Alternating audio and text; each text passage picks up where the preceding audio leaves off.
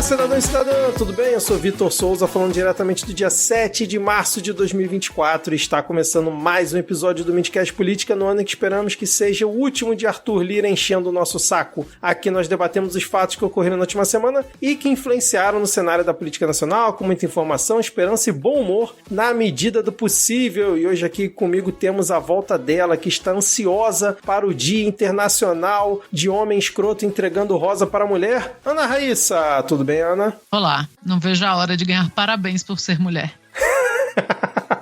Minha parte favorita. Exatamente, cara. Seguindo aqui a nossa apresentação, temos ele novamente com seus cabelos sedosos aqui, Rodrigo Hipólito. Tudo bem, Rodrigo? Não, eu tô ranzinza, Vitor. Porque eu sou quase um velho ranzinza. Exatamente. Um abraço aí pro nosso ouvinte, né, que fez essa bela observação aí, em relação ao último episódio.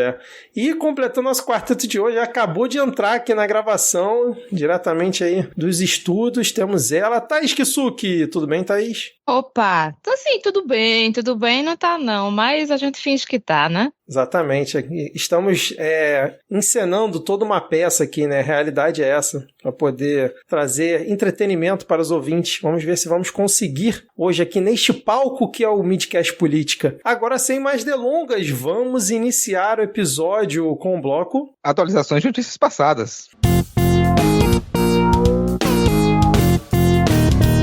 Bom, então vamos começar aqui, como o Rodrigo disse, com atualizações de notícias passadas. Temos aqui uma notícia bairrista colocada por Rodrigo Hipólito na pauta. Aliás, Rodrigo que fez a pauta essa semana, gente. Qualquer reclamação é diretamente com ele. Pois deputados do Espírito Santo decidiram soltar o capitão Assunção, Rodrigo, que foi preso aí por descumprir medidas cautelares do STF, né? Como você comentou na semana passada. A decisão foi por 24 votos a favor e 4 votos contra. E os bolsonaristas comemoraram muito porque a Câmara dos Deputados, né, federal deveria aprender com a Câmara dos Deputados do Espírito Santo, né? Os bolsonaristas falaram isso bastante essa semana. Eu queria saber de você, Rodrigo, a Câmara Federal tem muito a aprender com a Câmara do Espírito Santo? Não. Assim, vou te dizer que é até uma perspectiva triste, porque o modo como tá a Câmara Federal, né, na real não está tão distante assim, se a gente pensar proporcionalmente, né. Nessa votação que decidiu por livrar aí o capitão Assunção, ele não está livre ainda, tá, gente? Ele não foi solto. Mas a gente só teve 4 votos contra, que são os 4 parlamentares de oposição que tem na Assembleia Legislativa do Espírito Santo. Então é pouco, né? Não teria como eles fazerem muita coisa. E quem votou contra a Camila Valadão do PSOL, a Irene Lopes do PT, o João Coser do PT e o Thiago Hoffmann do PSB. Essa é a situação que a gente tem aqui. Mas ele não foi solto ainda porque depende do Alexandre de Moraes apreciar esse pedido. E eu digo apreciar porque, bom, ele pode tomar algumas decisões, mas soltar ele vai ter que soltar. Ele pode ainda decidir por pedir opinião do Ministério Público, por exemplo, e aí adiaria essa soltura. Ele pode decidir por colocar mais algumas restrições para o capitão Assunção. Mas o problema é que ele foi preso agora porque ele descumpriu as decisões anteriores, né? Ele descumpriu, ele não poderia deixar de usar a tornozeleira eletrônica, ele tirou a bateria da tornozeleira dentro da Assembleia e mostrou para todo mundo fazendo discurso. Ele continuava a usar redes sociais, a fazer postagens e atacar o judiciário do mesmo jeito. Então, no fim das contas, colocar mais restrições parece que não adiantaria muita coisa, pois ele ia descumprir da mesma maneira, né? Mas não dá para o judiciário passar por cima do legislativo, essa é uma verdade, assim. Então ele é um parlamentar e ele vai ter que ouvir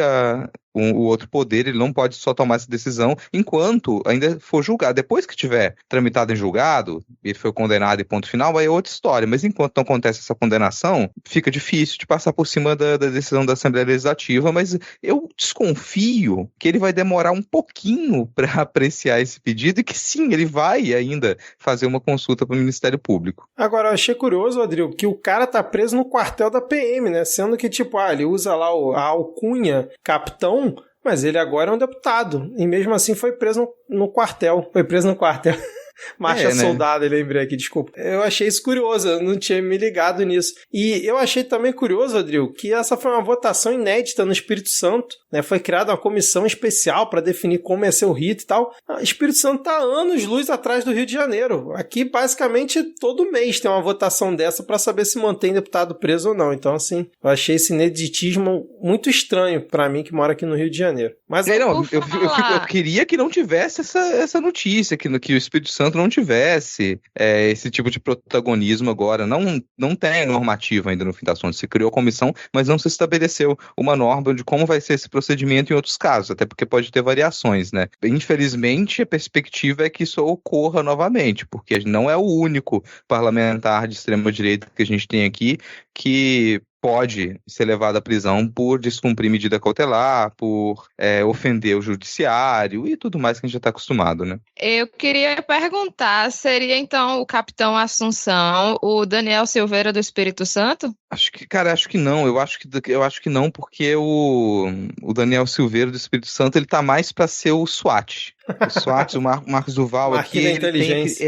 o Marquinhos da Inteligência, ele tem aquele mesmo clima ali, aquela coisa meio caótica, sabe? Que sai fazendo planos e envolvendo o nome de outras pessoas. O Capitão Assunção é só mais um covarde com uma linguagem extremamente violenta, mas que no fim das contas não faz nada, não tem proposta nenhuma, ele só vive de atiçar o público, causar terror com relação à segurança pública e puxar essas pautas bolsonaristas, que algumas delas até já caducaram, mas que ele continua ali nesse passado, acreditando que isso tem força. Bom, maravilha. Então vamos seguir aqui com a nossa pauta. Acredito que a Ana não vai querer comentar essa notícia. Vamos aqui para a próxima, que é o julgamento lá no STF, né, sobre a inconstitucionalidade de um trecho da lei de drogas. A gente teve mais uma sessão essa semana, onde o STF formou maioria para diferenciar tráfico de uso de maconha. Até o Nunes Marques e o André Mendonça votaram, né, que deve-se fixar uma quantidade para diferenciar o usuário de traficante, apesar de terem votado contra o mérito da questão. E aí o placar está em 5-3, né, para descriminalizar a parte de maconha para uso pessoal. O Dias Toffoli pediu vista da ação, que só está tramitando há uns 10 anos no STF, então assim, ele não teve tempo para poder analisar. A gente entende que o trabalhador realmente às vezes não tem tempo para analisar certas coisas, né? Então a gente está com essa situação nesse momento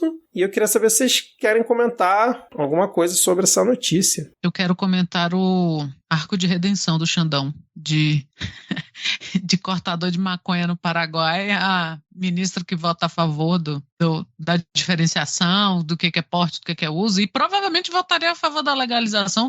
Vou dar essa colher de chá pro Xandão aqui. Então, tem jeito. O ser humano tem jeito. A minha observação sobre essas questões de diferenciação entre o usuário e traficante é a respeito da falta que faz um maconheiro no STF, porque claramente essas pessoas não sabem qual a média de um usuário. André Mendonça só faz fininho, perna de grilo, porque ele... André Mendonça perdido no personagem, né?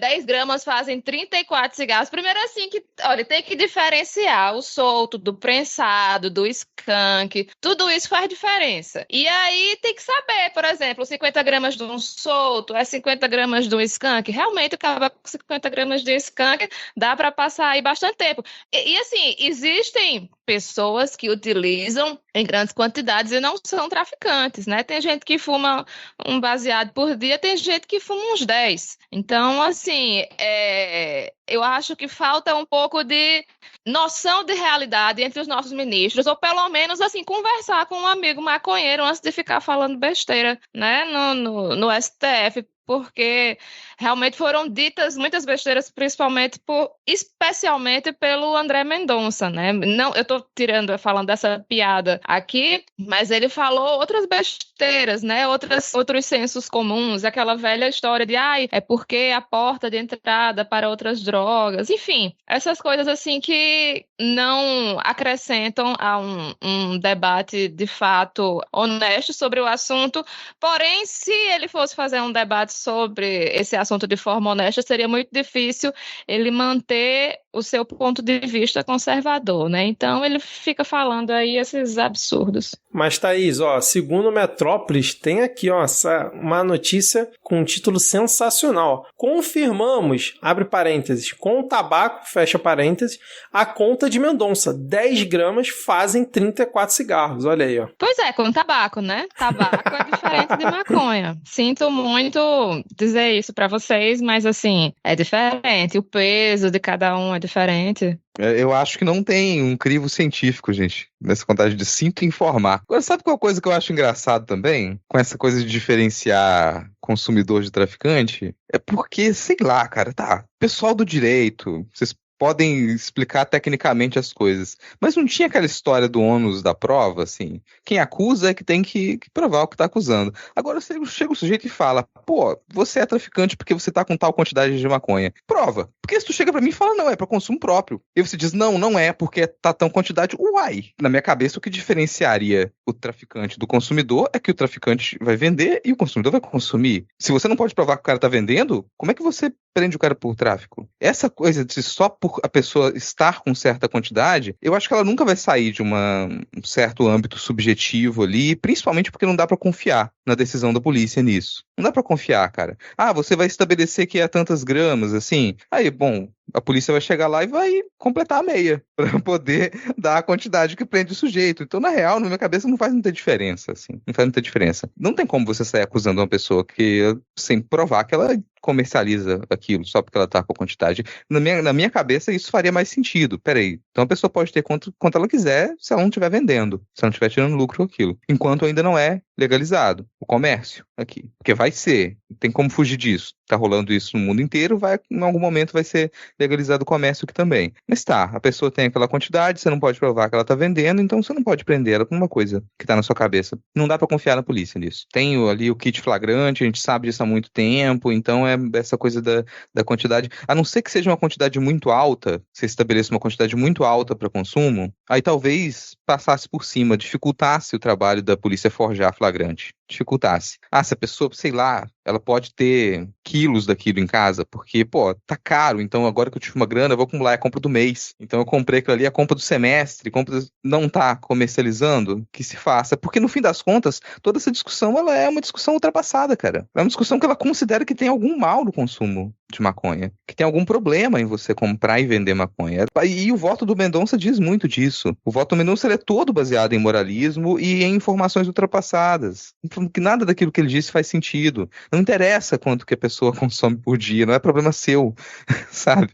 Não é problema seu. A não ser que você, sei lá, que você prove que alguém morreu de overdose de maconha, colega, nada disso vai entrar, não faz sentido. Então, gostaria muito que essa discussão ela tivesse em outro nível. É pouco, mas ainda dá pra gente ter aquela comemoração de um passinho de cada vez, né? E, de novo, a discussão é menos sobre consumir ou não consumir maconha e mais sobre o que é feito com a população preta e pobre desse país por conta dessa proibição e por conta do que a polícia faz nessa suposta guerra às drogas, que contra as drogas não tem nada, né?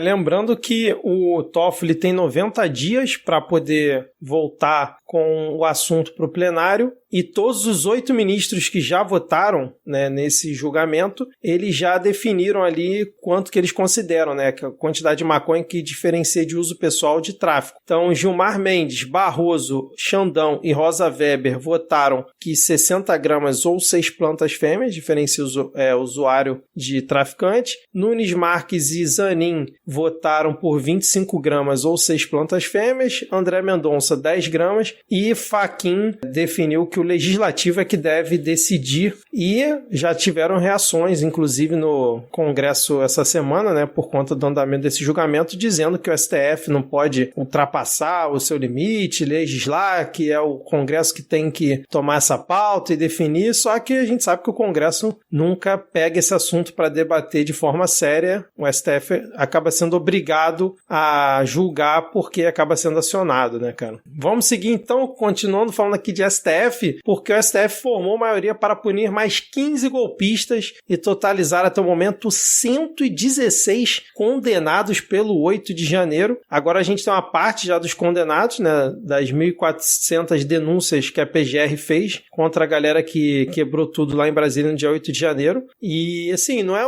uma grande atualização, porque a gente vai ter tido, né, de vez em quando, novos condenados, mas sempre que eu vejo esses números, né, a gente tem um pouco mais de um ano, querendo ou não, já tem 116 pessoas condenadas pelo que foi feito lá em Brasília, né? Vocês querem comentar alguma coisa? Quero rapidinho falar de novo a palavra que eu não gosto de usar, mas vou usar porque eu nunca achei outra para substituir, mas a narrativa que a direita tuiteira está tentando pregar de que são pais e mães de família que estão sendo presos, são pequenos empresários, são pessoas de bem, olha que absurdo, e aí mete a véia de 12 dedos e 3 joelhos de inteligência artificial. Cara, assim, aí você vai lembrar o que essas pessoas estavam fazendo, né? E você lembra do 8 de janeiro e você fala, cara, ninguém era inocente. Teve quem caiu de graça na armadilha, mas caiu. E eu acho que burrice também tem que ser punido. Mas meu pai não sabia o que estava fazendo. Foda-se seu pai, já sabe? Assim, tem que rolar. O problema maior é não ir atrás de peixe grande, né? Aí você fica pegando essas piabas aí, que realmente são pais e mães de família, que devia estar fazendo outra coisa, que não atentando contra o Estado Democrático de Direito e pedindo ditadura. Mas, assim, tá na hora de começar a punir gente grande. O problema é, assim, quem vai enfiar a mão nesse saco de caranguejo, né? Mas eu sou sempre a favor de se lascarem. Mas fulano tinha só 20 anos. Problema dele. Porque se dependesse do fulano, a gente ia passar mais 20 anos, era numa ditadura, né? Então, assim, e aí estão nessa narrativa, e olha, nossa, uma senhora de 70 e tantos anos foi condenada a 17.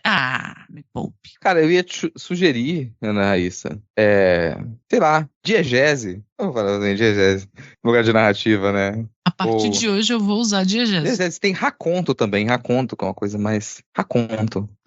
Essa eu vou usar no suposto leitura. Raconto é bom. Ou alguma coisa que também acho que pega mais, porque se relaciona popularmente com ficção meio infantilizada e também um pouco com mentira, que é fábula. Então essas pessoas, elas formulam suas fábulas ali, elas constroem essa realidade própria. E eu gosto da lentidão com que essas condenações têm ocorrido. Parece estranho, mas eu gosto também por conta disso que você falou, porque chega uma hora que essa fábula, ela começa a ficar cada vez mais viciada e você precisa repetir a cada condenação. Então condena 10 agora, 15 depois, e todas as vezes você tenta repetir aquilo. Chega uma hora que essa repetição faz com que aquilo perca o sentido. E no fim das contas, essa repetição, ela não encontra mais uma âncora na realidade, porque essas pessoas continuam a ser condenadas. A cada mês mais uma condenação, a cada mês mais uma condenação. E a cada vez que isso acontece, diminui o número de pessoas que se empolgam com essa fábula, com esse raconto, diminui, assim, porque perde a graça. Você insiste naquilo, mas não tem resultado. Esse impulso visceral que essa base bolsonarista tem, ela depende de uma alimentação constante. Alguns, eles já se extraviaram logo no começo, mas outros conseguiram manter essa bile borbulhando ali durante esse último ano e meio. E você pingar essas negativas neles, assim, a cada mês um pouquinho de frustração, a cada mês um pouquinho de frustração, eu acho que ajuda uma galera pular fora. Já cansou, não tem tanta raiva mais. E olha que esse último protesto que aconteceu, é muito difícil. Cada mês que passa é mais difícil de mover esse pessoal, de se revoltar. Cadê as grandes manifestações porque essas pessoas estão sendo condenadas? Não tem. Quando começou as condenações ano passado, nossa, era discurso de parlamentar, era a galera furiosa, essa pessoa comprando espaço na imprensa, porque prendeu 5 mil pessoas, porque tem senhora morrendo lá dentro, direitos humanos e tudo aquilo. Não tem mais. Acabou. Tipo, essa notícia tá aqui em atualizações de notícias passadas, e se deixasse, cara, talvez a gente tenha sido o único espaço, esse grande podcast, com a ampla audiência, o único lugar onde isso foi comentado. Exatamente, Rodrigo. E lembrando que o Xandão, né, que é o relator, propôs ali penas que variam entre 12 e 17 anos de prisão para os 15 réus que foram, né, condenados aí no plenário virtual, e seguiram ali o Xandão Carmen Lúcia, Flávio Dino, Dias Toffoli, Gilmar Mendes e Luiz Fux, e tivemos o Zaninho Fachin acompanhando também o relator, só que eles divergiram da pena, né, propondo punições menores. Lembrando que o Xandão está ali propondo abolição violenta do Estado Democrático de Direito, golpe de Estado, dano qualificado, deterioração de patrimônio tombado e associação criminosa armada, além daquele pagamento da multa. E a gente teve o Barroso e o André Mendonça discordando parcialmente dos crimes e dizendo que não teve tentativa de abolição violenta do Estado Democrático de Direito. Bom, vamos seguir aqui porque falando em Estado Democrático de Direito, temos novamente a gloriosa, folclórica figura do general democrata, pois saiu aqui no Jornal Globo que Freire Gomes, né, o ex-comandante do Exército, afirmou à Polícia Federal que ele se opôs a Bolsonaro e ao Ministério da Defesa sobre a tal minuta do golpe, ao mesmo tempo em que tanto ele quanto o ex-comandante da Aeronáutica, o Carlos Batista Júnior, parece que nos seus depoimentos, eles não se calaram, ao contrário de Bolsonaro, eles realmente disseram que Bolsonaro estava ali por dentro da minuta golpista e confirmaram que tiveram as reuniões com eles. Então, assim, a gente tem os militares fazendo o que eles sabem de melhor, que é tentar livrar o próprio rabo e botar no dos outros, né? Seja lá quem é esse outro. Então, a gente teve essa atualização, muita gente reclamando, né, porque vazou depoimento da PF, num assunto que é sigiloso e tal, mas a gente tem essa atualização. Vamos ver se isso vai realmente trazer algum desfecho que a gente está esperando, né? Porque Milico falando, acho que a galera acha que tem uma certa credibilidade. Nossa, então ele está falando a verdade, então realmente aconteceu, né? Eu acho que foi até benéfico, né, para o Exército esse silêncio do Bolsonaro, porque aí é isso, né? Um lado não fala nada, o outro lado fala, independente do que o outro lado fale, né? Só se tem uma versão. E eu vou dizer que eu acredito que o general lá falou toda a verdade? Não acredito, né? Ele tá jogando Bolsonaro aos leões, fingindo que não tem nada a ver com essa história. Tanto que assim, não, Bolsonaro super golpista, eu super a favor da democracia, mas só tá falando sobre isso agora, né? Em momento nenhum o Exército denunciou o golpismo de Bolsonaro. Teve aquela história assim de que não, na verdade nós conversamos entre nós, né? Como se ele tivesse pego, como se o Exército tivesse pego o Bolsonaro pela mão e dito, olha, não vai dar certo e tal, não sei o quê. Quando a chapa esquentou mesmo, né? O Exército fingiu que não tinha nada a ver com isso. Mas, assim, os próprios representantes do Exército já soltaram essa história em outros momentos que não houve adesão total, né? A conversa que eles disseram foi isso, não houve adesão total ao desejo de golpe, a minuta, etc. Tá todo mundo sujo, tá todo mundo na mesma lama. Mas como nós temos esse histórico, né, de não punir militares, eu acho que é muito conivente, né, que se joga. Só claro que a gente vai amar ver Bolsonaro se lascando, vai ser uma alegria enorme. Mas esse tipo de situação pode acabar rendendo que, de fato, assim, só um lado dessa história seja punido, né? Não sejam todos os envolvidos. E só um adendo aqui, ó, na coluna da Malu Gaspar, que é quem sempre traz essas informações, né, dos milicos. O Freire Gomes depois na condição de testemunha e como ajudou no aprofundamento da apuração, integrantes da Polícia Federal avaliam que a postura colaborativa afasta o risco do ex-comandante ser acusado de prevaricação. Que conveniente, né, cara?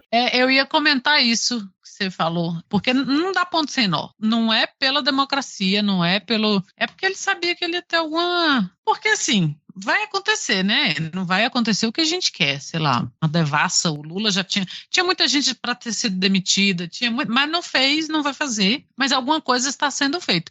E eu achei engraçado o Lula ter falado essa semana, ou semana passada, acho que foi por Kennedy de Alencar, que nunca no Brasil, tanto militar, né, teve que prestar conta, sendo que 0 militares prestaram conta, 1 já é muito, né?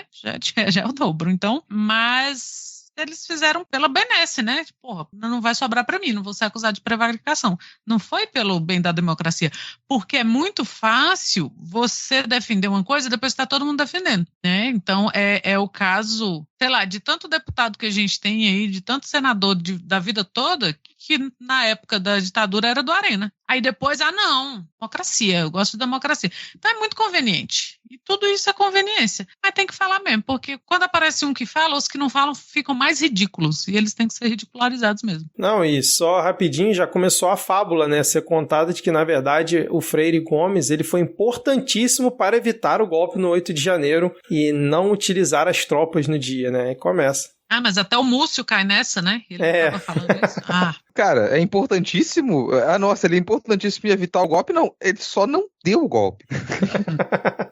Tipo, ninguém fala dos assaltos que não acontecem, né? Cadê as homenagens aos assaltantes que não assaltam? Aos assassinos que não matam? Exatamente. Bom, então agora, Rodrigo, Ana e Thaís, vamos para o ponto da pauta, né? Onde nós vamos comentar sobre os novos assuntos que surgiram aí essa semana. E o ano legislativo parece que finalmente começou na Câmara dos Deputados, porque apesar deles terem voltado após o Carnaval, nada estava andando, porque as comissões ainda não tinham sido definidas, estava ali o governo tentando evitar que o PL pegasse algumas comissões importantes, porque parece que teria sido feito um acordo no passado, né, que eles teriam que ficar esse ano com algumas comissões importantes, já que ano passado não ficaram, aquela coisa toda. Arthur Lira tentando demonstrar força, e quem a princípio não demonstrou força nessas negociações, na minha visão, aparentemente o governo, né? Porque nós tivemos a Comissão de Constituição e Justiça, que é, se não a mais importante, né, da Câmara, uma das mais importantes, ficando na mão de Caroline Detoni, uma das mais bolsonaristas de todas. Nós tivemos também a Comissão de Segurança Pública e Combate ao Crime Organizado, ficando com Alberto Fraga, também um bolsonarista ali, que inclusive estava do lado do Bolsonaro no trio lá do Carnagado. Tivemos também a Comissão de Previdência, Assistência Social, Infância, Adolescência e Família, ficando com o presidente Pastor Eurico, do PL de Pernambuco. E tivemos a mais comentada de todas, que foi a Comissão de Educação, ficando com o Nicolas Ferreira. E a gente tem outras comissões aqui, a gente pode até falar aqui uma a uma no decorrer aqui do nosso debate, mas eu queria saber como é que vocês viram essa negociação. Vocês acham que acabou acontecendo o que já era esperado? Ou realmente o governo sofreu derrotas, perdendo principalmente a CCJ, a Comissão de Educação, para pessoas como Carolina Detoni e Nicolas Ferreira? A CCJ faz tempo, né, que a gente não consegue emplacar aí um nome decente, né? Já teve Bia Kicis, que também... E ano passado, bem ou mal, foi o Rui Falcão, né? Que é do PT, então assim, mas acho que foi com base justamente nessa negociação para esse ano o PL ter ali a comissão, né? A gente tem uma do PT, né? Que é a Comissão da Saúde, tem uma do PCdoB, que é a Comissão de Direitos Humanos, Minoria e Igualdade Racial, Daiana Santos do PCdoB do Rio Grande do Sul, e tem o Glauber Braga, que é a Comissão da Legislação Participativa, do PSOL, né? Então eu acho que quantas comissões são? Sei lá, de olho umas 20? Digamos que em mais ou menos 20 comissões, temos 3 de partidos de esquerda e só uma do PT, né? Só uma do governo mesmo. Olha, tem outras aqui embaixo que não tem emendas. 30 comissões e 19 já foram definidas. Tem umas aqui que não tem emendas, que também umas que vão ser votadas, mas é basicamente isso, né? A maioria esmagadora de direita, que é o retrato do nosso Congresso, né? Tipo, as comissões estão a merda que o nosso Congresso infelizmente, basicamente é isso. Não, e assim, não só as figuras que estão comandando são bizarras e acabam pautando que muitas vezes pode ir à frente ou não, mas principalmente as emendas de comissão, né? Que esse ano vão ser recorde, né, para essas comissões. Então acho que o grande olho dessa galera tá nisso. Tá aqui na reportagem, inclusive, do G1, que em 2024 já estão destinadas 11 bilhões para emendas de comissão e pode chegar até 16 bilhões e meio caso os congressistas derrubem o veto que o Lula fez. E eu acho que a comissão da educação é a maior, né? A do Nicolas, 180,2 Acho que a da milhões. saúde, a da saúde é maior ainda. A da educação é a sexta verdade. maior. Primeiro é a saúde, tem outras maiores. depois vem desenvolvimento regional, esporte, agricultura, meio ambiente, aí sim educação, com 180 milhões. Assim, você consegue imaginar Nicolas Ferreira definindo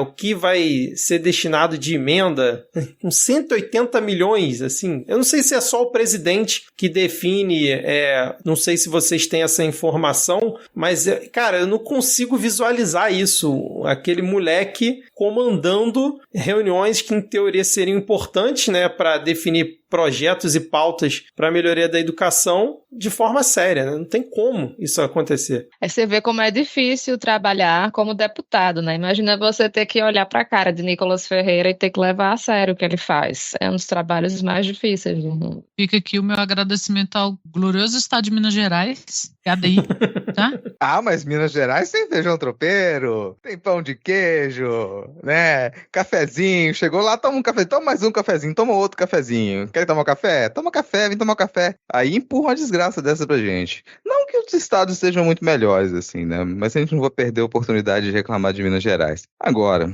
tá, gente, parece que a gente tá pegando pesado com o governo, porque faltou articulação e tudo mais. E não, a gente compreende, como Thaís falou, que, bom, o Congresso está tomado pela direita e pela extrema-direita. Sim, é uma perspectiva que esses partidos eles consigam o maior número de comissões de presidência em comissão. Isso é esperado. O maior problema nisso é a gente pacificar... Peraí, deixa eu fazer um parêntese aqui para quem não viu essa cena do Rodrigo no seu melhor momento, parando a fala no meio para dar uma tragadona de 2 segundos.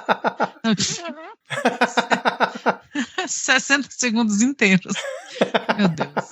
Agora eu apoio a galera que fica pedindo pra gente fazer vídeo. Tem que ter, né, cara? Em vídeo. Nossa, foi muito bom.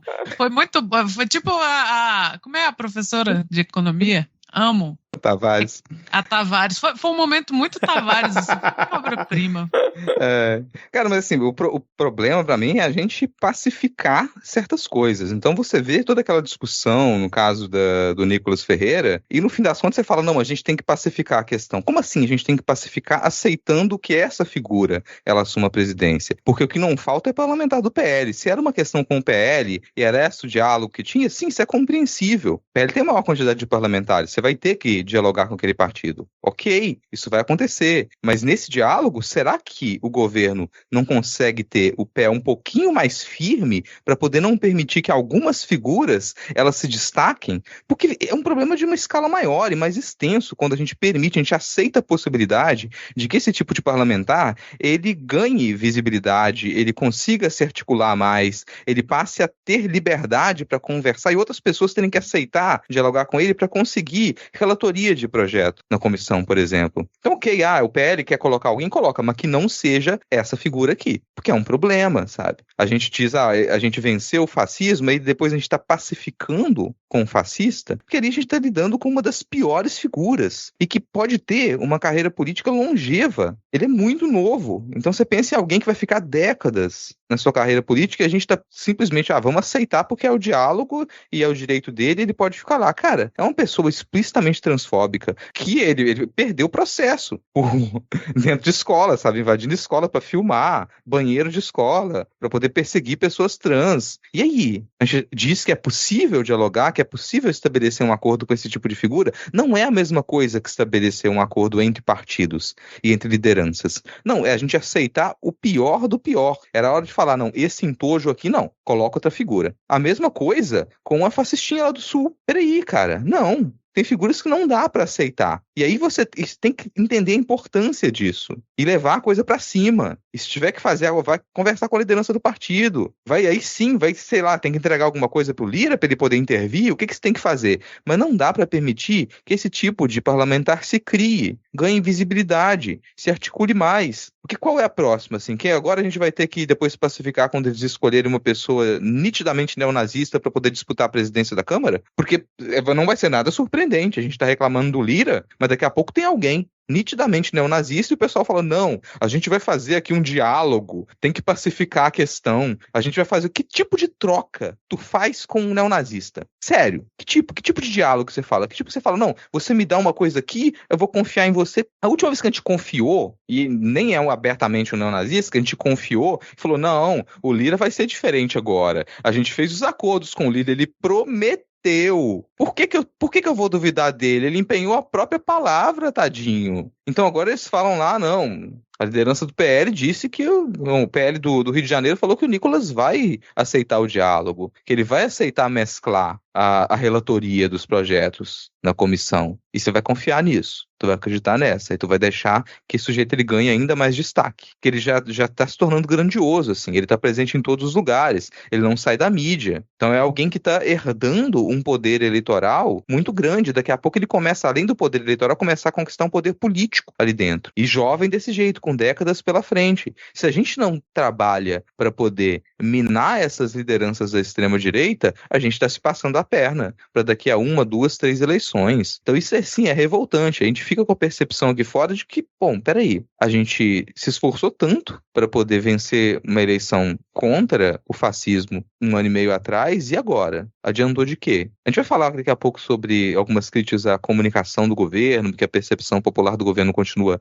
meio a meio ali, não melhora e tudo mais. Mas, gente, tem algumas coisas que não tem comunicação que resolva, assim. Não tem comunicação que resolva. Porque você tá achando o quê? Que a gente vai conseguir melhorar a percepção popular abraçando a extrema-direita? Eu vi algumas manchetes dizendo, o governo agora se aproxima, estende os braços pro centro, tenta conciliar com o centro. Cara, já não tem mais esse centro político no Brasil. Não tem mais. O que era, que a gente chamava de centrão, mudou bastante. Essa centralidade política, ela se bandeou toda para a extrema-direita. Então, hoje a gente tem uma pequena parcela do Congresso que ele está na direita, uma parcela muito grande na extrema-direita e uma pequena parcela à esquerda. E essa pequena parcela da esquerda já é fragilizada em seu discurso porque ela é altamente militarista e muito vinculada a discursos neoliberais. E a gente só perde. Então, cara, não tem como passar pano, não tem como dizer que é por menos, que é só algumas comissões, que é assim mesmo que a política funciona. Não é assim mesmo que a política funciona. A gente está deixando a corda ser puxada para o lado de lá e a gente não reage. Exatamente, Rodrigo. E falando em reação, a gente teve a Gleisi Hoffmann, que eu geralmente estou aqui sempre criticando ela, né? Mas eu tenho que concordar aqui com a afirmação que ela fez, que foi uma das que levantou a voz para poder reclamar dessa situação. Outras pessoas também fizeram, né? A Samia Bonfim, né? A Erika Hilton, diversos deputados fizeram postagens, discursos, né, contra principalmente a questão do Nicolas. Até a Tabata Amaral apareceu ali fazendo seu discurso, mas a Gleisi falou o seguinte, eu acho que foi uma irresponsabilidade do PL indicar pessoas desse nível como um mal educado para presidir a Comissão de Educação. Isso depõe contra a Câmara, depõe contra o PL, depõe contra as instituições. Só tenho a lamentar, não tenho como intervir, disse aí a deputada que é presidente do PT. E aí o Camilo Santana, em compensação, diz que o trabalho da educação não é do Ministério, o trabalho é para o Brasil, para a educação brasileira. Espero que todos possam colaborar. Então, assim, saiu pela tangente em relação a esse ponto, né? Não, só que eu acho que essa afirmação do Camilo Santana parece uma tentativa de não demonstrar a fragilidade do governo nas articulações políticas, né? A impressão que eu tenho é que é isso, assim, ele fala, não, vai ser besteira, pô, não se preocupe não, porque para não deixar tão explícito, tão claro das enormes dificuldades que a gente tem tido na política interna brasileira.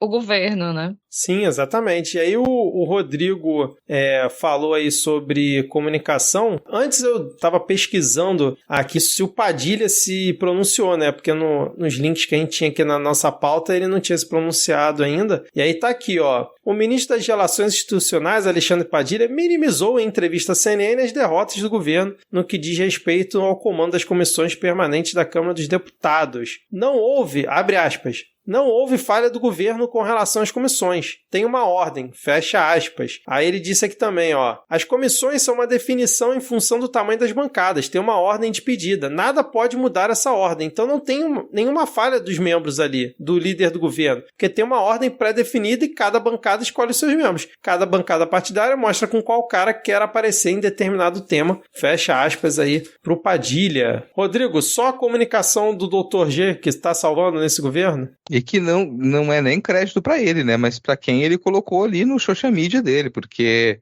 cada JPEG melhor que o outro. Circulou muito nessa semana ele comentando sobre acordos com montadora japonesa, né? Chegando investimento aqui no Brasil. E o social media faz aquelas montagens com elementos da cultura de outros lugares, e o Geraldo Alckmin ali, vestido com roupas típicas, nesse caso do Japão. E engraçado é que o pessoal lá no Japão ficou muito surpreso ao ver essa imagem, porque eles falaram, nossa, como é possível assim, que no Brasil seja tão popular Sakura Card Captor e Cavaleiros do Zodíaco, que é uma coisa muito nichada no Japão, e aqui, pô, colocou lá em destaque, porque, né, é uma coisa que fez muito sucesso no Brasil. Puxar um outro ponto nesse tópico, Vitor, que não é tão engraçadinho assim. Vai quebrar o clima, cara? Vou quebrar o clima porque eu vou continuar a ser ranzinza aqui. Vou continuar a ser ranzinza. Eu não espero nada do Camilo Santana. Isso aí acho que ninguém aqui espera, né? Ninguém espera nada, assim. Mas é desagradável ouvir esse tipo de declaração porque dá a entender que a política pública para a educação no Brasil está indo às mil maravilhas. E o modo como ele trata a política pública para a educação de uma maneira muito empresarial, sabe? Como se a gente estivesse lidando só com números na educação, com índices. Isso é muito perigoso por um momento em que a gente vive, porque a gente está com outros tipos de crise na educação hoje no Brasil. O trabalho do professorado está cada vez mais difícil. E aí você percebe esse tipo de crise. Olha, em São Paulo, está faltando professor em São Paulo, está faltando professor no Espírito Santo. Os professores desistem de dar aula, eles não querem mais trabalhar. Primeiro, além, claro, do salário ele ser muito aquém do esforço que se faz, do desgaste para se trabalhar, a quantidade de horas que se trabalha, se torna algo difícil mentalmente o professor dar conta disso. O professor não tem liberdade de cátedra, ele não pode falar, ele vai ficar sendo restringido o tempo todo, sempre um constante medo do que ele pode dizer e do que ele não pode dizer. O professor não pode falar de atualidades, ele não pode falar de sexualidade, não pode falar de educação sexual, ele não pode falar de questões de gênero, ele não pode falar de questões políticas.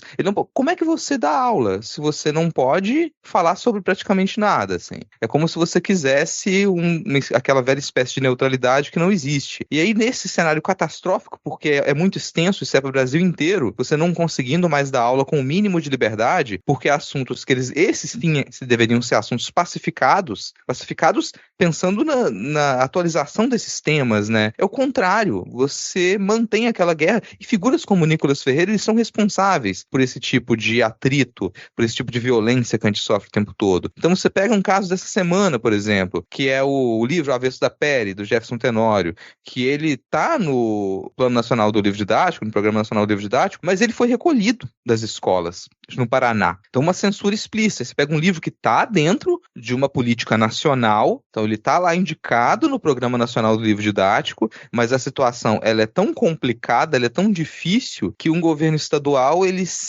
acha que é razoável fazer esse tipo de coisa. Em 2024, censurar um livro, tirar ele, recolher esse livro. E aí você imagina a situação das pessoas que têm que ir para a sala de aula para poder discutir questões de raça, de gênero, questões sociais, políticas. Isso não é permitido.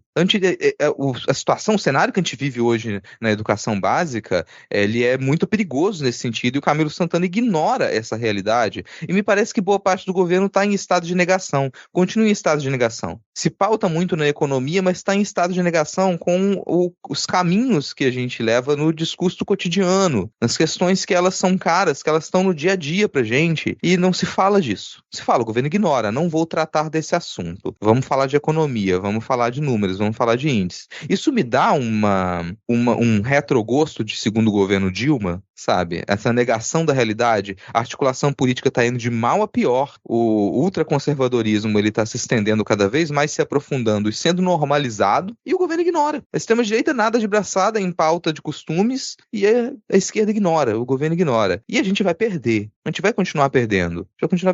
E aí, se lideranças de esquerda, já acontece isso, elas são obrigadas a defender perspectivas ultraconservadoras de extrema-direita para poder ter o mínimo de viabilidade eleitoral, chega um ponto em que você não consegue mais diferenciar o pensamento de esquerda do pensamento de direita. O pensamento de esquerda desaparece. E é nesse sentido que alguns editoriais e alguns textos de opinião, de análise política, eles têm defendido a ideia de que a esquerda no Brasil, ela ou morreu ou ela está morrendo, assim. No máximo está sendo velada e alguém acredita que ela vai se levantar ali magicamente falar, opa, voltei. Mas não tá voltando, cara. Não tá voltando. E não me venha defender perspectivas de direita com pauta econômica. Vai se fuder. A gente tem 2024. Se você não entendeu ainda que as questões que elas afligem culturalmente, que faz gente morrer, tem gente morrendo por essas questões hoje, e a gente simplesmente ignora na esquerda. E permitir que o Nicolas Ferreira ele assuma a presidência da Comissão de Educação, ela, cara, é um chute na cara, assim. É uma agressão. É o governo permitindo que a gente seja agredido. Que enquanto tem censura a livro que trata de questões de raça e de gênero, enquanto o professor não tem mais liberdade de cátedra, enquanto você tem famílias alienadas e ali dispostas a agredir professores, vistoriando material como se eles tivessem informação para isso, a coisa foi normalizada de uma maneira que vai ser muito difícil que, se a gente não pensar isso como política pública, a gente consiga minimamente resolver. Se a gente não consegue fazer pressão em parlamentares para que eles sejam punidos ou que eles não tenham destaques após defender publicamente discursos homofóbicos, o que a gente pode fazer aqui, do outro lado, pisando o chão no trabalho, todo dia? É isso, Rodrigo. Perfeito, como sempre. E vale lembrar que Jair Bolsonaro ele já tinha uma certa fama, né, por ir em super pop, por ser polêmico e tal, mas um dos pontos que realmente alçou ele a ser mais conhecido ainda foi naquela polêmica na Comissão de Direitos Humanos junto com o Marco Feliciano, né, aquela dobradinha que eles fizeram. Então é sempre bom lembrar que a comissão não é nada demais. Depende da situação e da pessoa que está envolvida ali naquele momento, né? Ele se capitalizou muito naquela hora por conta daquela dobradinha com o Marco Feliciano. Vamos para o nosso próximo tópico, então? E aí, tá curtindo o episódio? Então bora fortalecer o Midcast, um podcast independente que conta com você para seguir trazendo informação, análises e aquele bom humor semanal. Para isso existem várias maneiras de dar aquela moral pra gente. No Apoia-se, basta você acessar apoia.se/Midcast e selecionar o plano que melhor encaixa no seu bolso. Eu vou repetir, apoia.se/Midcast. Se você ainda nos apoia pelo Padrim, pedimos gentilmente que migre para o Apoia-se, que também oferece as mesmas formas de pagamento. Nós também temos a opção do Pix. A nossa chave é podcastmid@gmail.com. Repetindo, podcastmid@gmail.com. Se puder, ativa o Pix recorrente, bora juntos todo mês. O seu apoio é crucial para a continuidade do Midcast Política. Aos que já nos apoiam, nosso muito obrigado. Valeu! E ouvinte, presta atenção aqui, ó, um aviso. Teremos uma surpresa no final do episódio, depois das cartinhas da Xuxa, então fica até o final, não pula, que eu acho que vocês vão gostar. Rodrigo, seguinte, ó, tivemos agora uma pesquisa Quaest, eu não sei falar esse nome, tá? Não sei se é Quest, Quaest, enfim, isso é uma pesquisa nova, que agora até a Globo está divulgando, né, a pesquisa Quest, antigamente era só Datafolha e tal, mostrando que a avaliação do governo Lula caiu de 54% para 51% dos que aprovam e subiu de 43% para 46% os que desaprovam, e tiveram outros pontos também, como por exemplo a figura do Lula, né, que foi avaliado positivamente por 35% e negativamente por 34%, outros 28% consideraram regular, e vários outros tópicos dentro dessa pesquisa. Mas aí, eu já tinha comentado isso há uns episódios atrás, bem atrás, né? Isso foi ano passado. Até perguntei para vocês na época se esse é o novo padrão de pesquisa e de avaliação de governo. Como a gente está num momento tão polarizado, independente da pessoa que estiver na cadeira lá, for o Lula, Bolsonaro, qualquer outro, sempre vai ter metade hoje em dia que vai gostar e metade que vai desaprovar. A gente acho que chegou num momento que não tem mais volta essa situação, acredito, né? E aí eu queria saber de vocês, o que vocês acharam dessa pesquisa, se realmente teve alguma relevância, porque, assim, diminuiu a distância distância, né, entre os que aprovam e desaprovam, ou se realmente esse vai ser o cenário ad eterno, ou, sei lá, por um bom tempo aqui, né? Eu acho que a gente tá no segundo ano de governo, né? Primeiro ano é aquela euforia, e aí entrando no segundo ano, eu acho que muitas pessoas entram naquela de que não mudou tanto quanto eu gostaria que tivesse mudado, né? Então já começa a rolar uma certa insatisfação. Tem também o acúmulo de propaganda negativa da oposição, né? Então essas coisas tipo, Lula falou não sei o quê, falou que o governo de Netanyahu é genocida. Aí pronto, Lula está negando o Holocausto. Aí uma coisa dessa já faz muita gente, ai meu Deus, olha que absurdo esse presidente, não sei o quê, não sei o quê. Haddad vai taxar as compras de R$50 da Shein. Aí, ai meu Deus do céu, o governo, mais um imposto, não sei o que lá. E assim, por mais que seja óbvio pra gente que muitas coisas melhoraram no sentido de que o governo está reconstruindo, né, o Brasil, de certa forma, está reconstruindo ministérios que foram destruídos, né, criando outros para lidar com pautas que foram devassadas durante o governo Bolsonaro, mas assim, não, a economia melhorou, né? Teve um aumento do PIB, a questão do perdão das dívidas, teve várias coisas assim que a gente consegue identificar, mas de um modo geral, assim, não aconteceu nenhuma mágica na vida de ninguém, né? E a população muitas vezes espera isso, né? Que haja uma mágica e que sua vida melhore, que tudo vire um conto de fadas, um panfleto de testemunha de Jeová. E aí, como não rolou isso, né? Então, assim, junto com as críticas, foi rolando essa coisa na imagem do Lula, né? Que, assim, por mais que em fevereiro de 23, né? Que foi a primeira pesquisa feita, as diferenças sejam 56 aprovavam e 28 desaprovavam, né? Os 16% não soube, não respondeu. Então, na verdade, assim, o que aconteceu é que o pessoal que estava indeciso passou a desaprovar, né? Quase não tem mais indeciso, que antes era 16%, agora é só 3%. Esse pessoal que estava indeciso foi sendo mais influenciado pelas pessoas que já estavam contra, e aí talvez isso tenha a ver também com essa questão da comunicação, né? Que foi aventada aqui no podcast ainda hoje. É muito interessante, eu sempre penso assim nisso, o quanto tem essa percepção, e a percepção de melhor ou não, ela é muitas vezes meio descolada da realidade, né? Tem uma fala do Jair que rolou aí essa semana nos podcasts de notícia e tal, que é ele falando que o governo Lula não tem nada para mostrar nesses 2 anos. Assim, eu sei que as pessoas gostam de jogar na conta da população, o povo é ignorante, mas isso você tem em todas as classes sociais, não é uma questão social, mas isso de que não adianta só a mulher de César ser fiel, ela tem que parecer fiel, né? Assim, não adianta só o governo fazer coisas, tem que parecer que ele está fazendo. Aqui no DF funciona muito com os eleitores do Ibanez, vocês mesmo, e é o tal de deixar a máquina na rua. Põe lá, o cara fica mexendo, tapando o mesmo buraco 6 meses, e todo Uber que você pega, ele tá falando assim, não, mas o Ibanez é um governo que trabalha. E aí tem uma chuva e alaga, tudo alaga. Aí você tem um programa de milhares de reais que chama Drenar DF, tem máquina na pista desde a metade do data anterior, e a percepção que se tem é que melhorou pra caralho, sendo que tem um túnel que foi feito para desafogar uma avenida que no primeiro dia engarrafou 6 quilômetros. Mas a percepção é de que está tudo bem.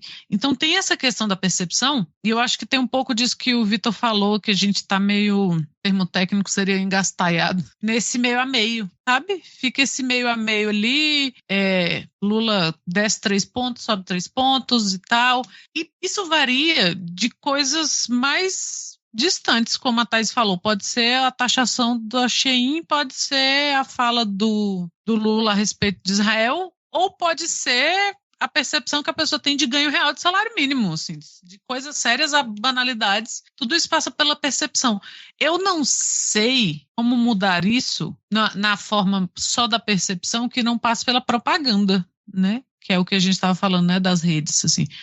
Porra, quem de nós não tem muito mais simpatia pelo Geraldo Alckmin hoje em dia? E ódio disso, mas é verdade, assim, sabe? E então tem isso, assim, não tem como não passar pela propaganda, porque não basta um governo ser bom. Por exemplo, o governo do Brizola, até hoje no Rio, você conversa com, sei lá, mas meu pai falou que só tem milícia hoje por causa do Brizola.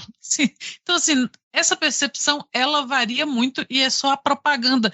No sentido original de propaganda, que muda esse tipo de percepção. Então, a gente vai sempre ficar no meio a meio, porque a pessoa ela pode ter melhorado o que for da vida dela, mas ela ouve o Jair falando que o governo em 2 anos não tem nada para apresentar e ela vai acreditar. E no tempo dele, como é bom dizer isso, quando ele falou que que ele foi questionado o que ele tinha feito, né, o governo dele, não, a minha maior contribuição é que antes você não via o verde e amarelo por aí, hoje em dia você vê. E a mesma pessoa achou que. Então, a propaganda ela tem esse papel fundamental, né, porque essas pesquisas de opinião, não sei se algum de vocês já teve o prazer de responder, eu nunca pude responder porque eu sempre trabalhei ou em lugares que faziam ou com jornalista, aí meio que você não pode, né, mas eu já participei de testes para ver quanto tempo dura a pesquisa e se a pessoa se aborrece no meio da... Toda uma questão de você pegar ali, né? Primeiro, hoje em dia, é o fato de fazer a pessoa atender o telefone ou parar para falar contigo na rua. Até a forma como você apresenta a pergunta ou as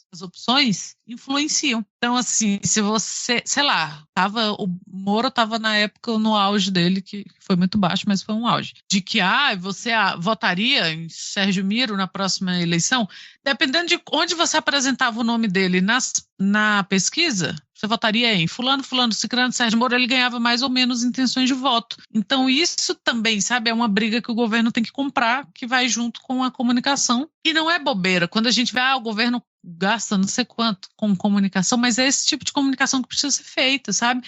Para não ficar por aí. Essa semana eu ouvi alguém falando que quem fez a transposição do Rio São Francisco foi o Jair, pelo amor de Deus, sabe? Porque não é um conhecimento, é memória visual, é memória auditiva. O cara acabou de ouvir isso, aí o cara para ele na esquina, e aí, que você... Não, foi ótimo porque ele fez a transposição do Rio São Francisco.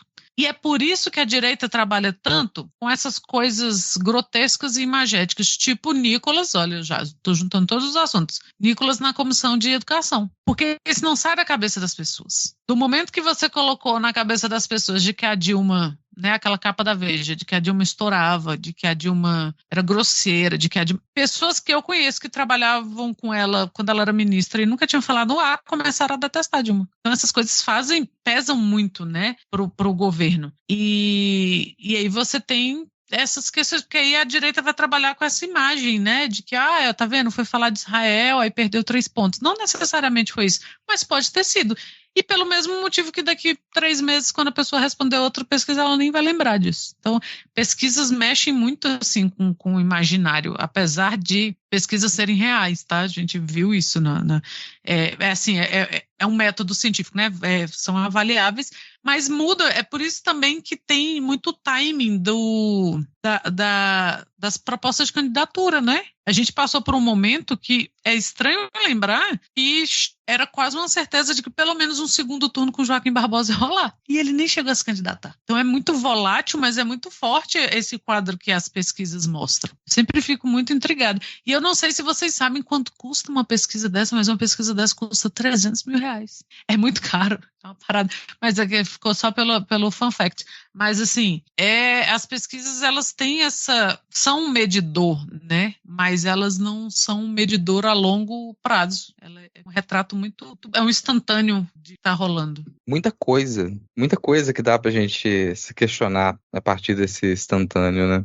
Mas concordo com a Raíssa também, que como instantâneo, é tanta coisa para você avaliar o que influencia aquilo, que você também tem alternativas para poder mudar esse cenário. E é isso que talvez incomode ao analisar uma pesquisa como essa, porque na medida em que essas pesquisas saem, a gente tem a expectativa de que a comunicação do governo observe e mude. E não muda. A comunicação do governo continua a ser muito institucional. E aí, perceba uma coisa, já que a gente está falando, né, de como que as pessoas respondem. Honestamente, eu observo o Lula hoje como uma figura bem menos simpática do que ele era 15, 20 anos atrás. Onde que a gente vê a imagem do Lula? Eu vejo a imagem do Lula nos jornais. Eu vejo a imagem do Lula várias declarações que ele dá em fóruns, viajando o mundo. Mas e a vinculação do Lula ao cotidiano do Brasil? Me parece que ela se perde. E aí ele deixa de ser essa figura simpática para a maioria das pessoas. Isso conta muito na hora de você entender se tem algo... A quem que eu vinculo certa melhora? Porque alguma melhora teve. Mas a quem eu vinculo essa melhora? E a imagem do Lula, ela só aparece nessa coisa muito distante, discutindo pautas internacionais. Quando é algo doméstico, são as figuras dos ministros que não são tão conhecidas assim e que tergiversam demais também. Ou, na grande maioria das vezes, não se vincula ao governo, não se vincula à esquerda. Às vezes o que está acontecendo no seu estado está mais vinculado para você às figuras estaduais, aos governadores, aos prefeitos. E muitas das obras que acontecem nos estados e municípios, elas têm participação da União, tem investimento federal naquilo, tem parceria, mas você não percebe essa parceria, você não percebe que o governo federal está fazendo esse investimento. Então a galera, você pode circular por qualquer estado brasileiro e você vai encontrar obras. E você vai vincular essa pergunta para a população e você vincula aquela obra ao prefeito, ao governador, mas nunca ao governo federal. Então, sim, tem uma grande falha na comunicação. É claro que você pode dizer que essa comunicação ela só vai funcionar para a gente quando a gente conseguir regular a mídia. Eu concordo. Eu acho que sem regulação da mídia, dificilmente a gente conseguiria vencer essa batalha na comunicação, porque essa mídia ela já foi toda estruturada para direcionar conteúdos de direita, de extrema-direita e atacar as esquerdas. Isso é fato. Assim. Mas tá, enquanto a gente não tem essa regulação da mídia, o que a gente pode fazer? Pelo menos tentar ser um pouco mais eficiente, pelo menos ouvir aquilo que a gente fala há tantos anos. Ainda hoje, em 2024, a comunicação do governo federal é muito frágil quando a gente pensa em redes sociais e aplicativos de mensagem. E quando você observa essa comunicação, ela está respondendo a alguma coisa. Ah, você teve um conjunto de notícias, de mentiras, algo circulou, a extrema-direita puxou um problema e a gente vai tentar apagar o fogo, e aí você começa a circular cards, e aí você começa a ter uma declaração aqui, aquilo outro, a colocar a declaração na imprensa. Isso é muito fraco, a gente tem que parar de responder, a gente fala isso há anos, cara. Cadê os virais do governo no TikTok? Tem graça naquelas imagens que você vê? Não tem. Porque assim, você não tem incentivo nenhum para poder observar com mais cuidado e compartilhar e passar à frente alguma mensagem do governo federal, quando essas imagens elas são puramente institucionais, elas não chamam a atenção. Isso não é superficial, gente. A gente já há bastante tempo a gente vive num mundo imagético super acelerado e a comunicação do governo continua lá 20 anos atrás. Não adianta você fazer aqueles cards todos bem diagramados lá, tudo muito bonitinho, com a informação que às vezes ela é difícil de digerir e que ela depende que a pessoa pare, raciocine um pouco e entenda aquilo que está acontecendo em projetos que eles são complexos. Não, falta didatismo, falta você pensar imagens e conteúdos que eles têm uma maior aderência, você fazer pesquisa para saber que tipo de imagem, de conteúdo, de áudio, que tipo de estética ela vai dar mais acesso à população. Isso é uma questão de dar acesso. Então você dificulta o acesso à população quando você não faz esse esforço para passar uma comunicação que chegue, que tenha aderência, que tenha visibilidade, auxilia as pessoas a compreender o que o governo está fazendo. Porque, do contrário, é muito difícil de você dizer, de você defender e falar, não, o governo está fazendo tal coisa. Mas é a voz de um ou outro, e dito de modo muito hermético, às vezes. Então isso é um grande problema. Mas, para não dizer que estou só criticando o governo, eu acho muito difícil. Eu acho muito difícil a gente conseguir romper essa barreira da comunicação, e aí eu pego um pouco do que o Vitor estava dizendo. Porque sim, a gente tem ali ainda esse núcleo duro bolsonarista, que ele é quase inacessível pra gente, é muito difícil a gente chegar nesses bolsonaristas, mas eles têm sido uma média de 30%. Quando isso extrapola muito esses 30%, aí a gente já observa, não é mais só aquela polarização, não é mais só imaginar que qualquer bolsonarista vai dizer não para uma ação do Lula, para o governo Lula, não, ultrapassou aquela margem que a gente sabe que é o núcleo duro, porque existe essa margem, e se você observa essa passagem das pesquisas, dá para perceber que pessoas que votaram no Bolsonaro no segundo turno, às vezes uma parcela delas passa a aprovar o governo Lula, e às vezes uma parcela das pessoas que votou no Lula no segundo turno passa a desaprovar o governo, o que eu acho mais problemático. Eu acho mais problemático você imaginar essa parcela bolsonarista que ela tende só a desaprovar o governo Lula,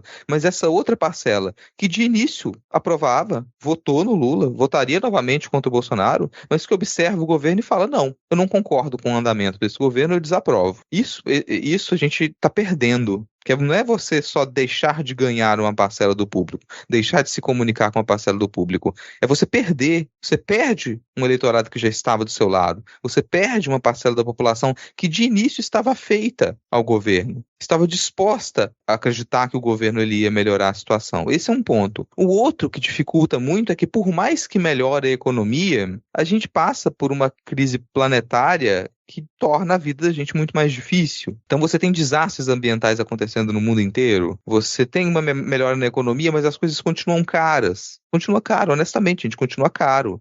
Barateou um pouquinho aqui e ali, mas o poder de compra da maior parte da população, ele é sofrido. Então não adianta você dizer, nossa, as pessoas estão enganadas, melhorou muito. Não, colega, não melhorou tanto assim. Não melhorou tanto assim. Uma coisa que você pode dizer que melhorou é que antes a gente não tinha perspectiva nenhuma. Antes, o Brasil estava em derrocada nítida. A tendência era piorar, e agora a gente tem uma tendência de melhora. A gente tem uma tendência em algumas coisas ficarem mais baratas no mercado. No mercado, um dia a dia você vai lá comprar suas coisas e tem uma tendência a algumas coisas diminuírem de preço. Agora, isso aconteceu muito no primeiro ano. Nesse segundo ano, até agora você não percebe isso. Agora, cadê? Acho que estava fácil a gente via as imagens, as pessoas compartilhando, espontaneamente tirando fotos no mercado e falando, olha, a carne barateou, olha, o preço de tal coisa está mais barato, olha, a gasolina barateou, comparando, olha o que estava no passado e como que está agora. Esse tipo de imagem parou de circular. Porque agora a real é que não adianta as pessoas irem no mercado fotografar porque o preço não variou muito do ano passado para cá. Quer dizer, você tinha a expectativa de que ia continuar caindo e não continuou. Algumas coisas não vão cair. Mas será que não é possível melhorar um pouco mais? E essa é a pergunta, será que não é possível melhorar um pouco mais? Eu esperava um pouco mais.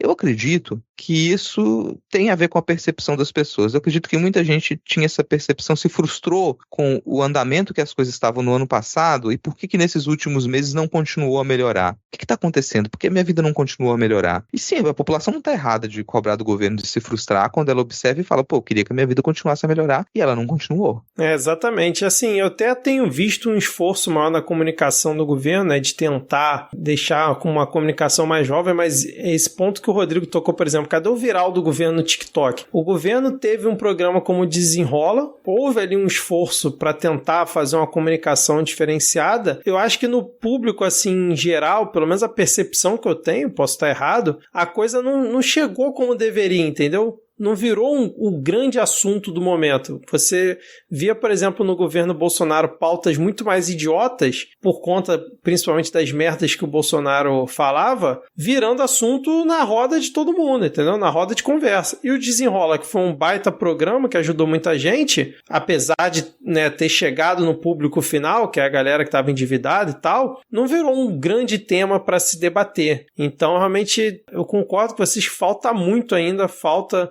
para o governo conseguir penetrar fora dessa base bolsonarista, porque esse não adianta. O cara pode conseguir 100% de aumento no salário, conseguir comprar uma casa, melhorar a vida completamente, viajar para todos os lugares que ele quiser, mas se o governo for o Lula, ele vai dizer que a vida tá ruim, que o governo é uma merda, ele sendo bolsonarista. Então, realmente, falta bastante, eu acredito também, para o governo conseguir melhorar essa percepção que vocês muito bem falaram aqui nos últimos minutos. Uma pergunta para vocês, quero fazer uma pergunta aqui, porque eu posso estar interpretando errado isso aqui. Se são esses mesmos dados ou se essa notícia que está no G1, que mostrou esses gráficos, se eles inverteram. Porque quando você pega a avaliação por religião do presidente, a avaliação do Lula por religião tá com 58% de aprovação entre católicos e 62% de desaprovação entre evangélicos, né?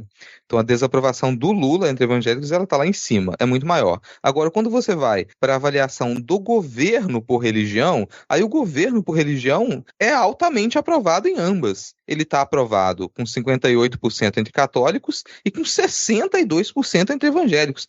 Aí eu fiquei assim, peraí, tá certo isso? Inverteram ou é isso mesmo? Porque senão fica meio estranho. Peraí, como que 62% dos evangélicos desaprovam o Lula, mas ao mesmo tempo aprovam o governo Lula? Não faz sentido, Acredito que deve ter sido um erro mesmo. É meio difícil, assim, porque a gente não sabe também como que eles perguntaram, né? Vai que perguntaram, o que é que você acha do governo? Aí, sei lá, se eles falaram só governo, vai que quem respondeu, boa parte achou que estava falando do governo estadual, por exemplo, né? Não sei se essa pergunta foi feita de uma forma clara ou se as pessoas, quando pensam em governo, pensam em todo mundo que compõe o governo, né? Pensam nos ministros, que eu acho que a maioria das pessoas não deve nem saber quem são os ministros do governo, né? Então, realmente é difícil de saber se foi um erro ou se foi só a forma como isso foi encarado. Agora, eu concordo com vocês sobre essa coisa da comunicação, né? Tipo, isso muitas vezes até se recorre pouco a vídeos, né? Muito esses cards e texto. Então, assim, uma coisinha assim como um vídeo de 30 segundos falando o que aconteceu, né? Vocês falaram sobre o desenrola, Minha Casa Minha Vida também foi ressuscitado, né? Inclusive teve esses dias a aprovação do uso de imóveis abandonados, né? Imóveis da União serem usados, imóveis que acho que em boa parte imóveis com ocupações. O governo também vai transformar esses imóveis em moradias de fato, né? Moradias dignas. Enfim, eu me distraí com o rabo do gato de Ana Raíssa aqui agora. Vai falar, né, Ana Raíssa, tem uma pergunta agora para Ana Raíssa também, uma pergunta direcionada. Ana Raíssa, muita gente, ao ver essa pesquisa, questionou a dificuldade de comunicação do governo Lula com a base evangélica. Você acha que a gente deveria melhorar a nossa comunicação com os grupos evangélicos ou a gente deveria instituir um programa para explodir a igreja? Que isso, explodir a igreja? Bora combinar, eu falo e você coloca aquele bip na fala inteira, assim, até o final. Não, pera aí, explodir a igreja não, calma. Não, eu não disse que é pra eu tô perguntando. Eu tô com uma curiosidade honesta. Não foi uma afirmação. Cara, porra, Rodrigo. Ó, só pra avisar, essa pergunta do Rodrigo foi já com 1h28 de gravação, tá? Só pra avisar aqui. Não levem mais a sério a partir deste momento.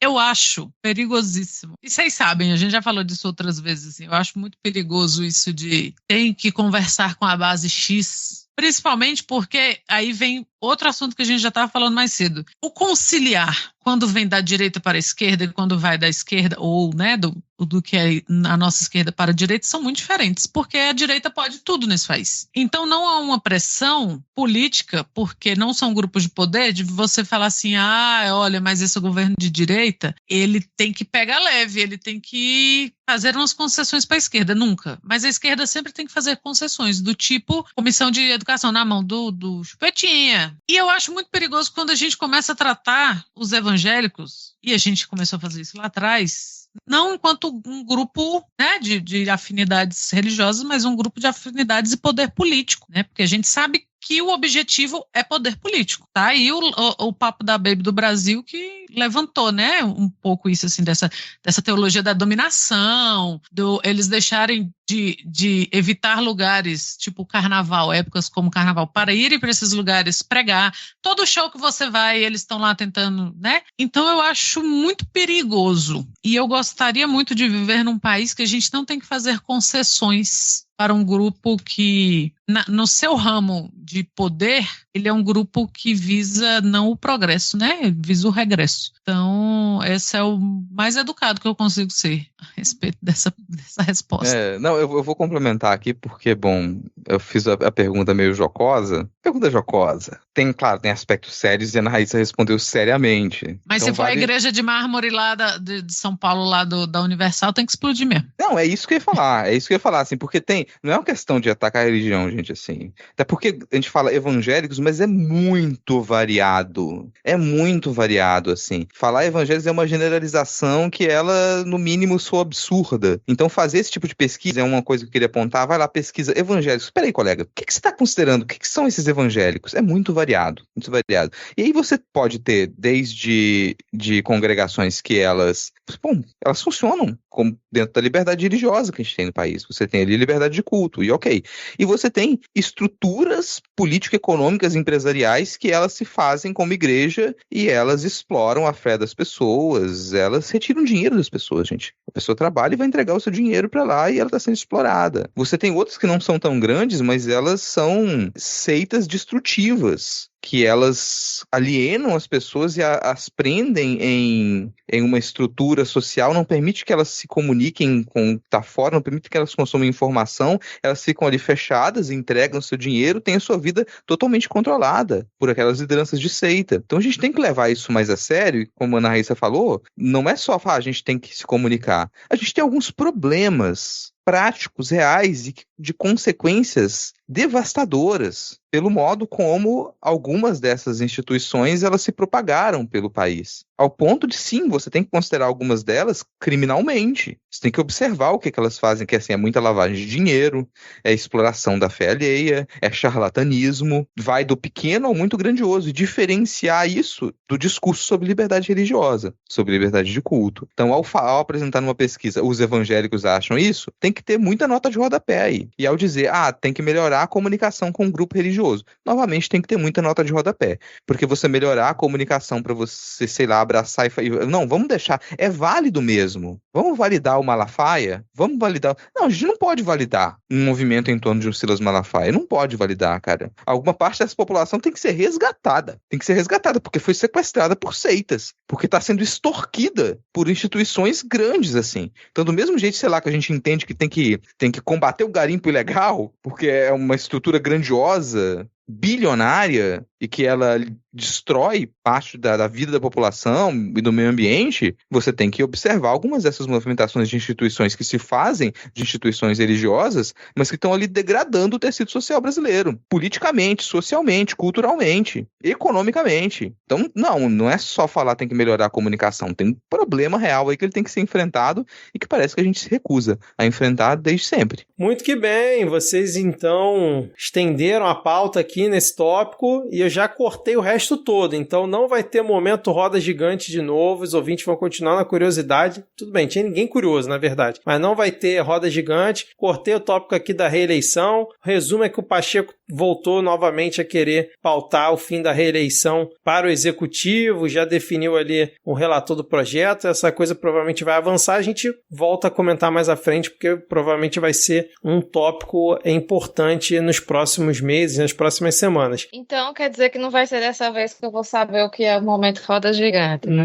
Não vai ser, porque a pauta estendeu muito, já estamos aqui com quase 1h30 de gravação, então estou aqui cortando tudo e vamos, Thaís Kisuki, diretamente para as cartinhas da Xuxa, ler os comentários, comentários dos ouvintes que estão muito poucos nas últimas semanas, né? Muito poucos. Estou decepcionada. Exatamente, a gente voltou e os ouvintes resolveram não comentar mais. Se a gente resolver também não fazer mais episódio, como é que fica aqui? Porque os ouvintes não comentam, a gente pode também resolver não fazer mais episódio. O que vocês acham? É pra ficar falando sozinho, a gente fala entre nós mesmos. A gente não grava nada, não publica nada, não edita nada, a gente marca, né, uma live aqui no Skype toda quinta-feira e a gente fica só conversando, sem gravar nada. Que hora a gente fala? A gente vai gravar, mas a gente não sabe se lança. Olha aí. Eita. Você vai dizer, ficou muito bom, mas o Vitor tá com preguiça de editar.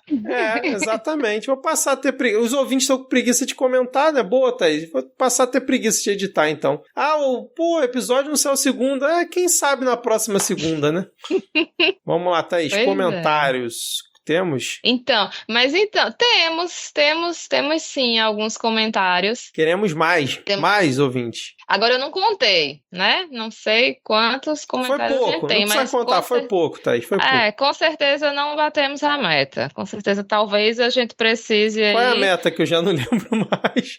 30. 30, claro, tava 30 só aqui fazendo... Ouvinte, olha só, hein? Está nas suas mãos. O poder está na mão de vocês. Comente... Vai, planeta.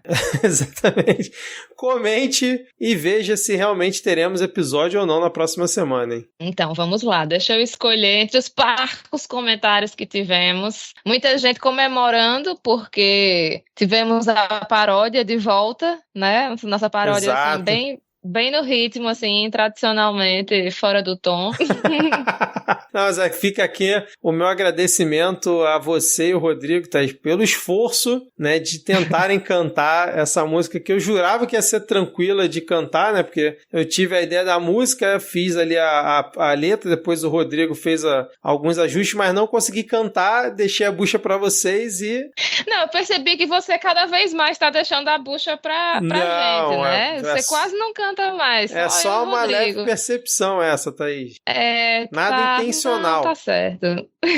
Eu imagino. Você já diz, eita, galera, não vou ter tempo de cantar. Ó, canta aí só você, Rodrigo. Mas, enfim. Eu vou voltar a cantar quando Ana cantar comigo. Eita, tem que ser... E tem que ser uma só com Ana e Vitor.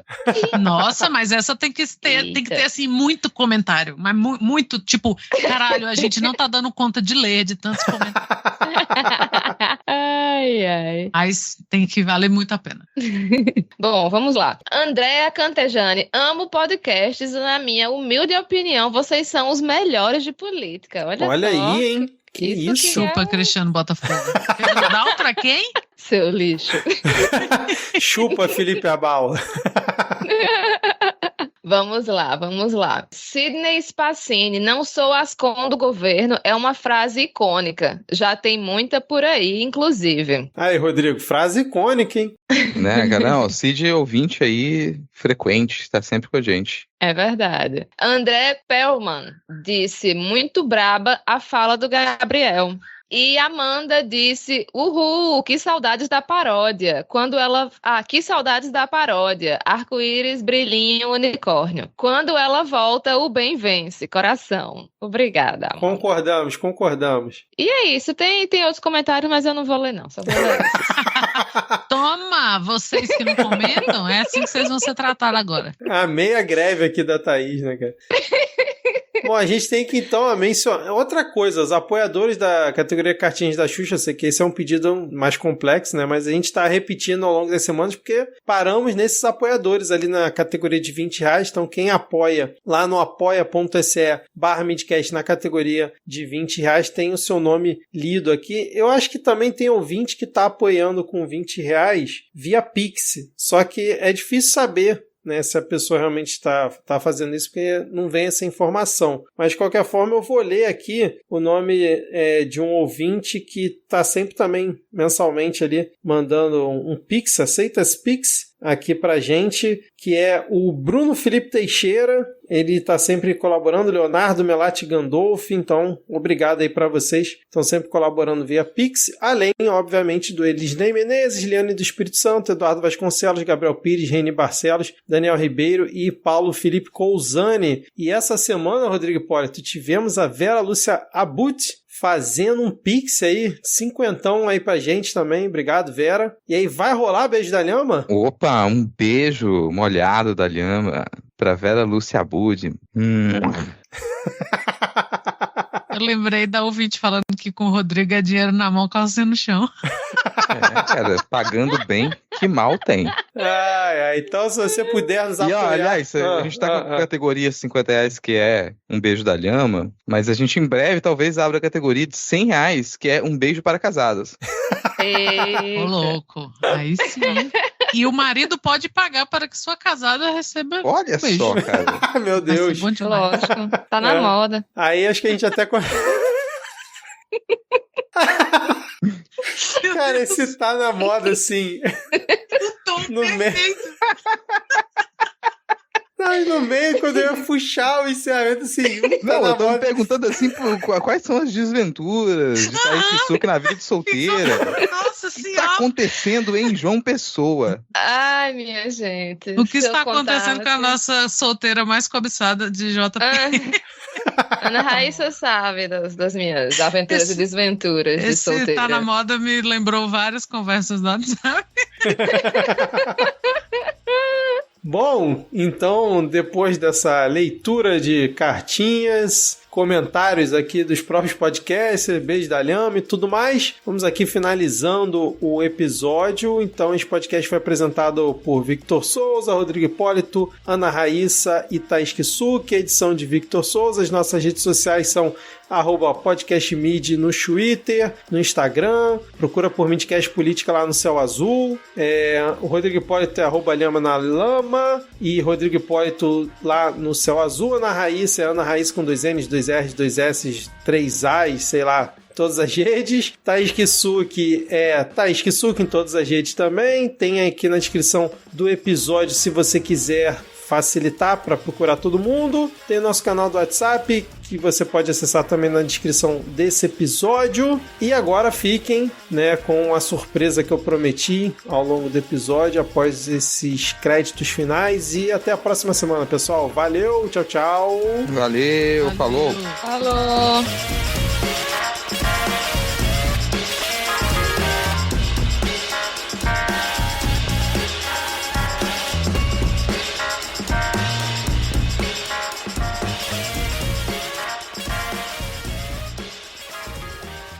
Comentário do Rafael. Fiquei muito surpreso por ser mencionado no episódio. Eu vim aqui só para pedir para direcionarem o beijo que seria meu para a cônjuge do Choragnol. Botem o pegador de casadas de vocês para trabalhar. Ixi Maria, o pobre do Rodrigo. Pegador de casadas, cara. Não, esse é o Diego. Acho que ele confundiu. É o pegador de casadas oficial. É verdade. Diego é um orgulhoso pegador de casada, é mesmo. Acho que ele confundiu.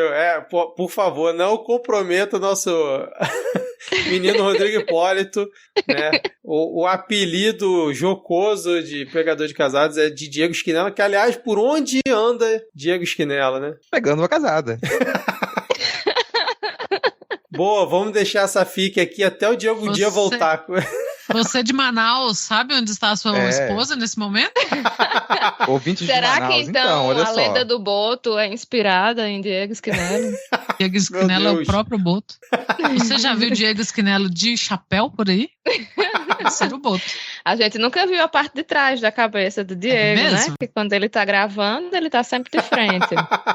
Olha aí, olha aí. Eu boto ou não boto?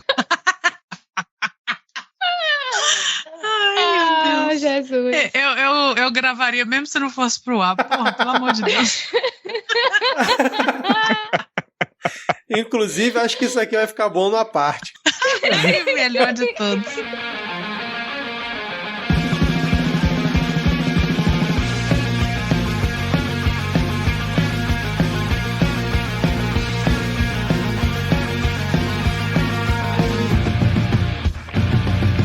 Desejava um pouquinho menos poder proposição, indecente mais uma loucura, esse nome que preside a comissão.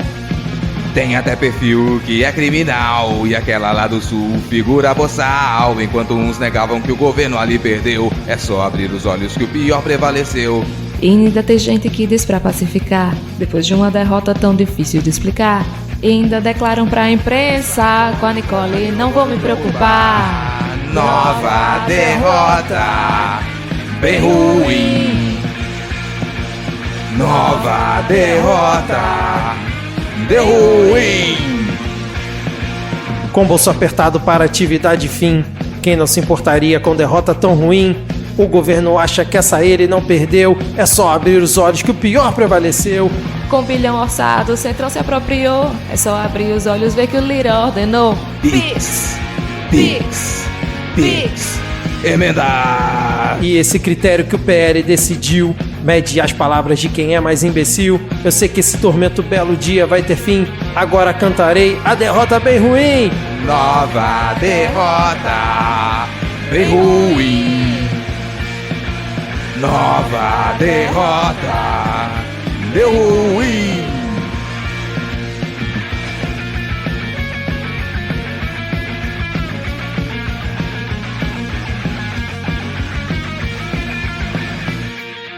Desejava um pouquinho menos poder proposição, indecente mais uma loucura, esse nome que preside a comissão.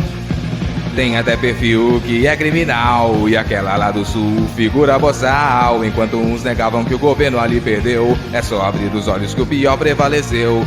E ainda tem gente que diz pra pacificar, depois de uma derrota tão difícil de explicar, e agora declaram pra imprensa, com a Nicole, não vou me preocupar. Nova derrota, bem ruim.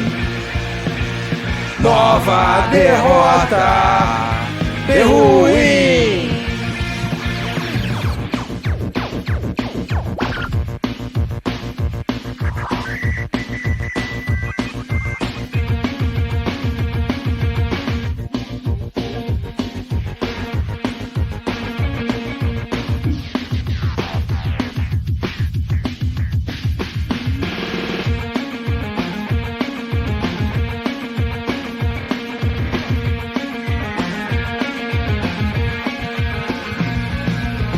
Nova derrota, bem ruim.